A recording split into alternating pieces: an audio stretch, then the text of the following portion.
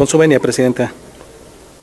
Sin duda alguna, el periodo que estamos viviendo el día de hoy en la realidad de nuestro país implicó dos momentos difíciles en la economía y en la salud.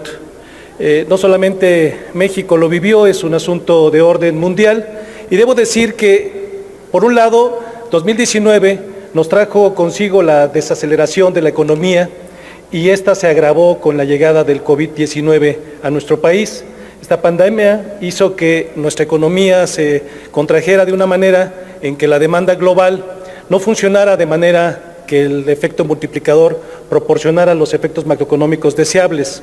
Lo que tuvimos entonces fue una desactivación de la inversión económica que trajo consigo la reducción de la oferta, de la oferta agregada, y con ella se desalentó el consumo y por lo tanto el efecto multiplicador entró en un grave problema.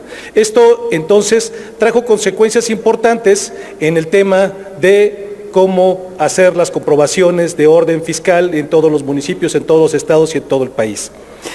Por otro lado, los estados manifestaron recortes importantes y para hacer y enfrentar esta crisis hicieron esfuerzos apremiantes que consigo trajeron los recortes en tanto los presupuestos, y hoy vemos reflejado con ello también estos recortes en las aportaciones y las participaciones federales que no llegarán a muchos estados. Y por lo tanto, esta disciplina financiera lo que tiene en sí es un poco relajar, que debemos de decirlo y decirlo de una manera muy clara. No quiere decir consigo que esto haga que todos los municipios o los estados hagan decir lo que quieran, sino lo único que hace es relajar un poco la rigidez con que esta funciona y esta opera en los municipios y en los estados.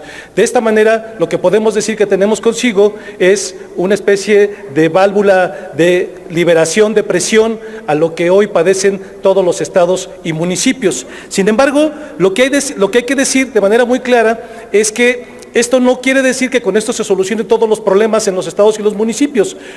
Por el contrario, lo que tendríamos que decir es que efectivamente si la realidad fiscal cambió y está cambiando en nuestro país, de la misma forma tiene que haber un nuevo pacto fiscal que dé condiciones diferentes de equidad a los estados y los municipios y que las participaciones federales puedan llegar de manera equitativa. No queremos decir con esto que los estados que ya tienen o los municipios que ya tienen ganadas estas participaciones se les quite, sino buscar formas alternativas de compensación que les dé garantías y les dé posibilidades de enfrentar lo que hoy en el escenario mundial están enfrentando no solamente nuestro país, sino otros países en el mundo.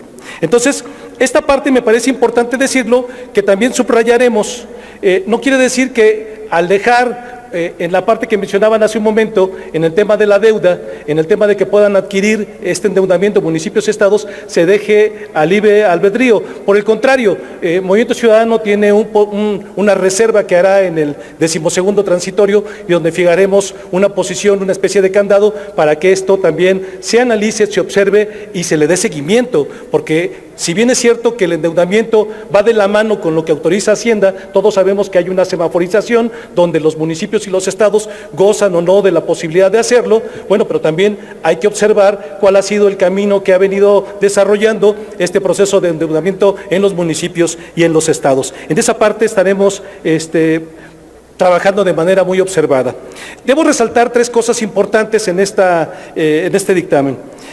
Reestructurar deuda, diferir pagos y destinar recursos al tema de COVID, como lo dijeron, es importante. Es decir, si bien es cierto que muchos de estos recursos no serán para nómina, esto hay que decirlo, solamente para aquellos vinculados de manera directa al tema de la enfermedad COVID-19, podrán los municipios entonces disponer de este personal que ha estado faltando en muchos de los lugares y que de alguna manera compensará todo lo que hoy han venido sufriendo. Y por otro lado, la parte importante de trasladar las partidas federales que se iniciaron en el 2019 y que tuvieron su conclusión el 31 de diciembre de ese mismo año, podrán pasarse y trasladarse para pago para el siguiente año, que es el 2020. Entonces, también hay una relajación en ese sentido. No quiere decir que no se vaya a pagar, sino sencillamente se les dan posibilidades de flexibilidad, y esto me parece sumamente importante. Y por último, lo que mencionaban, el asunto de poder conveniar con instituciones financieras y acreditadas,